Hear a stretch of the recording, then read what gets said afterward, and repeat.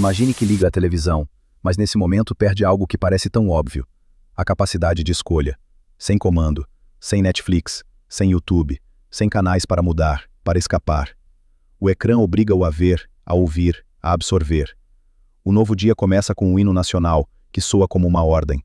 Imagens inundam o ecrã, bandeiras a esvoaçar, montanhas sagradas majestosas, o rosto do líder cujo olhar pesa sobre os espectadores. Canções infantis não contam contos de fadas, mas enaltecem o partido como o único sol que ilumina a vida. Filmes não entretêm, mas enquadram o bem e o mal de acordo com instruções pré-determinadas. Notícias não informam, mas impingem. O mundo exterior está podre, enquanto este lugar é absolutamente perfeito. Ao princípio pode rir da estranheza, mas quanto mais tempo assistir, mais o riso desaparece. Em vez disso, surge uma sensação de opressão, como se cada imagem esmagasse os seus pensamentos. Isto não é um pesadelo imaginário. Esta é a realidade cotidiana de milhões de pessoas, onde uma televisão não apenas transmite, mas assume o controle da mente. 1.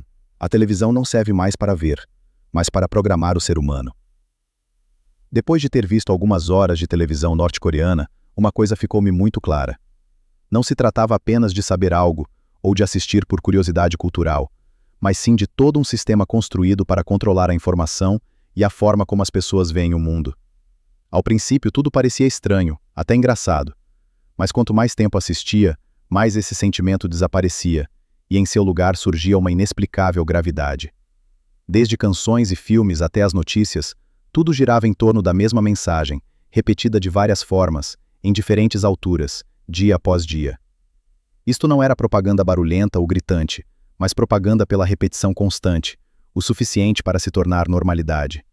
E foi exatamente aí que percebi que o problema não residia nos programas individuais, mas sim na forma como um país inteiro podia ser guiado através de um ecrã. A televisão aqui não serve apenas para ver, mas para moldar os pensamentos, os sentimentos e até a percepção das pessoas. 2. Apenas 4 canais de televisão, e nenhum pertence aos cidadãos. A primeira coisa que se deve saber para entender a televisão norte-coreana é o número de canais que existem, e a resposta surpreendeu-me realmente. Existem apenas 4 canais de televisão em todo o país, nem mais nem menos, e todos pertencem ao governo. Não existem canais privados, nem televisão independente, nem qualquer forma de concorrência. Cada canal transmite de acordo com a mesma orientação, a mesma ideologia, apenas em diferentes formas de expressão. Quando liga a televisão, não está realmente a escolher qual canal quer ver, pois para onde quer que mude, o conteúdo principal permanece o mesmo. Notícias, educação ou entretenimento seguem um padrão pré-definido, onde todas as informações são filtradas e organizadas antes de chegarem aos espectadores. Nesse momento comecei a perceber que a falta de escolha não era uma limitação técnica, mas sim parte da forma como este sistema foi concebido desde o início. Se não há escolha, também não tem nada para comparar, e se não há comparação, resta pouco espaço para dúvidas. 3. KCTV, a máquina de propaganda que trabalha incansavelmente. Entre estes 4 canais, o KCTV é o mais importante, a televisão central coreana, que transmite de Pyongyang desde 1963. Aqui concentra-se quase todo o conteúdo que o governo considera importante: notícias estatais, cerimônias oficiais, desfiles militares, eventos culturais e, em particular, programas que giram em torno do líder.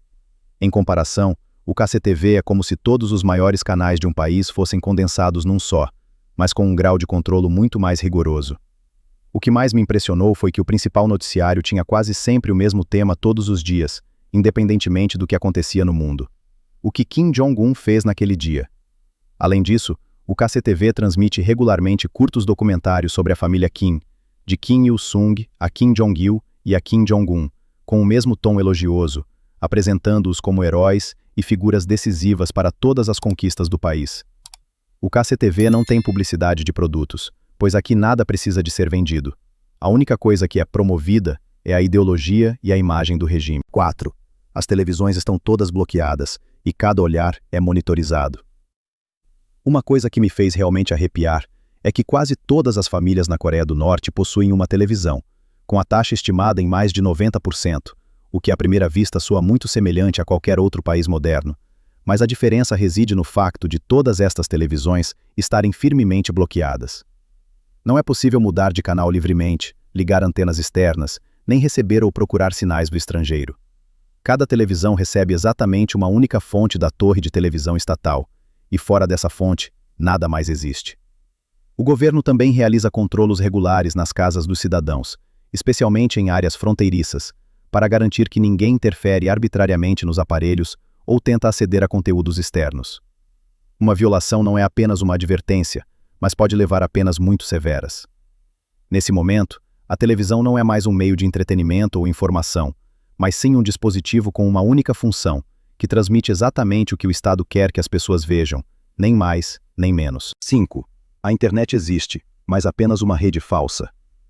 Ao ouvir isto, poderia consolar-se pensando que, pelo menos, a internet seria uma saída. Mas não. O que lá existe não é a internet, mas uma cópia distorcida. Tem o nome de Wamyong, uma intranet fechada, completamente isolada do mundo. Sem Google, sem YouTube, sem redes sociais. Apenas alguns milhares de websites selecionados, abreviados e reescritos pelo governo. Existem notícias, mas notícias que foram purificadas de todos os lados sombrios.